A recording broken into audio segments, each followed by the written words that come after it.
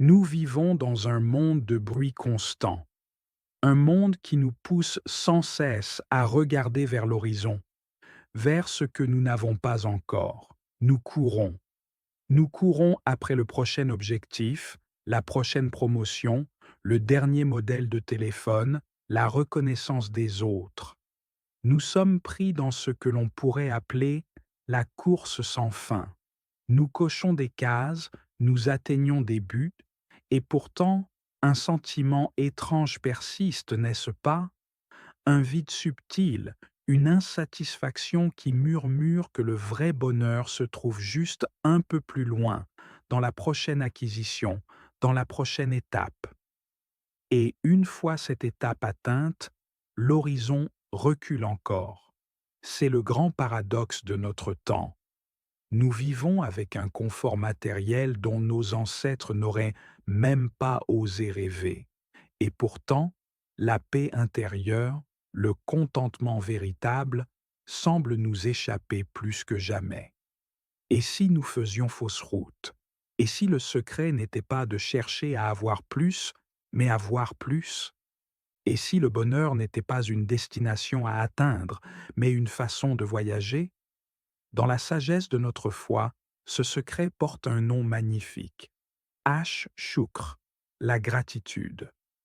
Mais la gratitude, dans sa conception islamique, est bien plus profonde que de simplement dire merci. Shukr n'est pas une émotion passive que l'on attend de ressentir. C'est un acte de conscience. C'est une discipline de l'âme. C'est l'art de reconnaître activement les bienfaits d'Allah, qu'ils soient aussi vastes que le ciel ou aussi petits qu'un grain de riz. C'est une clé si puissante qu'Allah lui-même nous fait une promesse directe et étonnante dans le Coran, dans la sourate Ibrahim, et lorsque votre Seigneur proclama: Si vous êtes reconnaissant, j'augmenterai mes bienfaits pour vous. Mais si vous êtes ingrat, mon châtiment sera terrible. Réfléchissons un instant à cette promesse. J'augmenterai pour vous. Cela ne signifie pas seulement plus d'argent ou plus de biens. Cela signifie une augmentation en baraka, en bénédiction. Cela signifie plus de paix dans votre cœur, plus de clarté dans votre esprit, plus d'amour dans vos relations, plus de facilité dans vos affaires. La gratitude ne change pas seulement notre perception, elle change activement notre réalité. Aujourd'hui, je vous invite à faire une pause dans cette course. Je vous invite à découvrir non pas des théories complexes, mais trois pépites, trois habitudes simples, pratiques et profondes à intégrer dès aujourd'hui pour réveiller votre cœur et commencer à voir les trésors infinis qu'Allah a déjà placés tout autour de vous. La première habitude, la plus fondamentale, est de redonner son pouvoir à un mot que nous prononçons des dizaines de fois par jour, souvent sans même y penser. Alhamdulillah, louange à Allah. Il y a une différence immense entre la gratitude passive et la gratitude active. La gratitude passive, c'est le Alhamdulillah que nous disons par automatisme après avoir éternué, ou quand quelqu'un nous demande «Comment vas-tu?». La langue bouge, mais le cœur est absent. La gratitude active, c'est de choisir de connecter notre conscience à ce mot. C'est une pratique de pleine conscience islamique. Commençons par le tout premier instant de la journée. Demain matin, avant même que votre pied ne touche le sol, avant que votre main ne saisisse ce téléphone qui vous attend, prenez juste 10 secondes.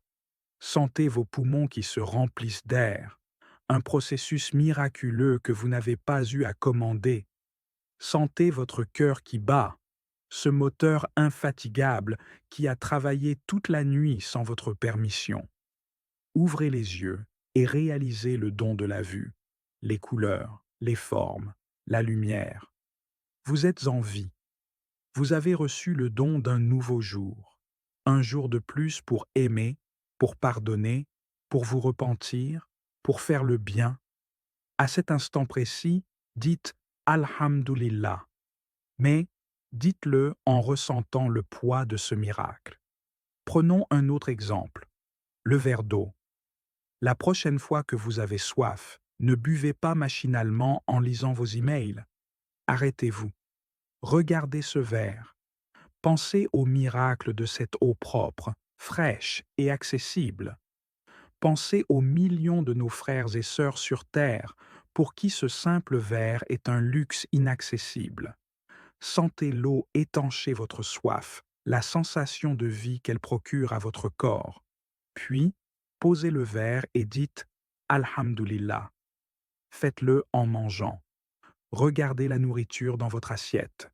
Pensez au voyage incroyable qu'elle a accompli pour arriver jusqu'à vous.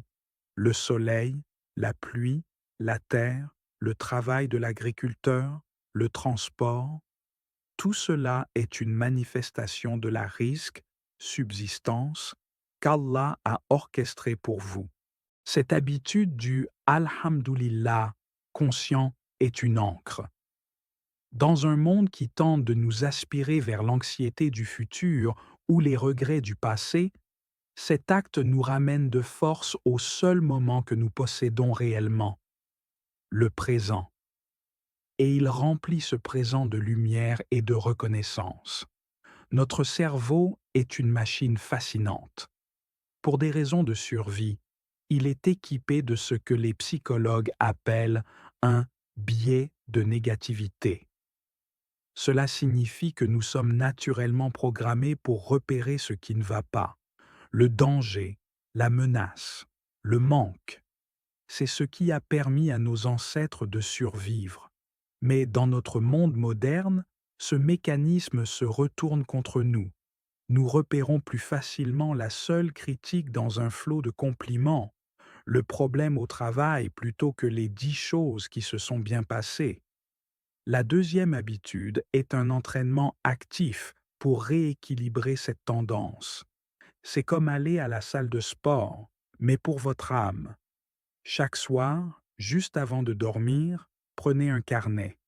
Appelez-le votre journal de gratitude. Et engagez-vous à écrire 3 choses, juste 3, pour lesquelles vous êtes sincèrement reconnaissant ce jour-là. L'important ici est de chercher la spécificité et la simplicité. N'essayez pas d'écrire je suis reconnaissant pour ma famille tous les jours. C'est trop vague. Cherchez les pépites cachées dans votre journée. Peut-être sera-ce le goût de mon café ce matin, il était parfait. Ce sourire que m'a adressé un inconnu dans la rue, qui a illuminé ma matinée. La patience de mon collègue lorsque j'ai posé une question pour la 3e fois. Ou peut-être avoir eu la force de terminer cette tâche que je repoussais, un message inattendu d'un vieil ami, le simple fait d'avoir un lit chaud et sécurisé ou dormir alors qu'il pleut dehors. Cela peut même être spirituel. Avoir réussi à faire ma prière de Fajr à l'heure. Avoir ressenti un apaisement profond en lisant un verset du Coran. Avoir eu la force de retenir ma langue au lieu de dire une parole blessante. Au début, cela peut vous sembler être une corvée.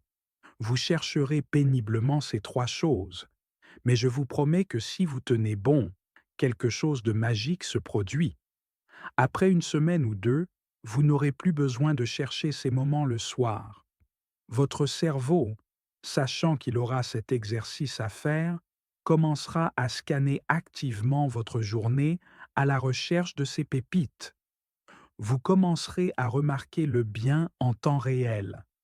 Votre perception du monde changera littéralement. Vous transformerez votre esprit d'un détecteur de problèmes en un chercheur de trésors. La gratitude ne peut survivre en vase clos. Elle a besoin d'être exprimée. Elle doit circuler pour grandir. La 3e habitude est de bâtir des ponts de gratitude avec les autres. Notre prophète bien-aimé, Muhammad, que la paix et les bénédictions d'Allah soient sur lui, nous a donné une leçon d'une profondeur immense dans un hadith célèbre. Celui qui ne remercie pas les gens n'a pas remercié Allah. Méditons sur cela. Allah, dans sa sagesse, agit souvent à travers ses créatures. Le soutien dont vous aviez besoin, il est venu sous la forme d'un ami qui vous a écouté. La nourriture sur votre table, elle est venue par le travail d'un agriculteur et d'un livreur. La connaissance que vous avez, elle est venue d'un enseignant. Ces personnes sont les instruments de la générosité d'Allah envers vous. Ignorer l'instrument, tenir leur gentillesse pour acquise, c'est une forme d'ingratitude envers la source elle-même. Alors, prenez l'habitude de remercier, mais de remercier vraiment, pas seulement un merci rapide et distrait, soyez spécifique. Au lieu de dire à votre conjoint merci pour tout, dites-lui merci d'avoir préparé le dîner ce soir. Je sais que tu as eu une journée fatigante et j'apprécie vraiment que tu aies pris ce temps. La spécificité montre que vous avez vu l'effort. Remerciez pour les choses considérées comme acquises. Remerciez le chauffeur de bus pour vous avoir conduit en sécurité. Remerciez le caissier pour son service. Envoyez un message à votre mère juste pour lui dire « Je pensais à toi et je voulais te remercier pour tout le soutien que tu m'as donné au fil des ans. » Remercier les gens crée une boucle vertueuse. Vous ne faites pas seulement du bien à l'autre personne en validant son effort et en illuminant sa journée, mais vous faites aussi du bien à votre propre cœur.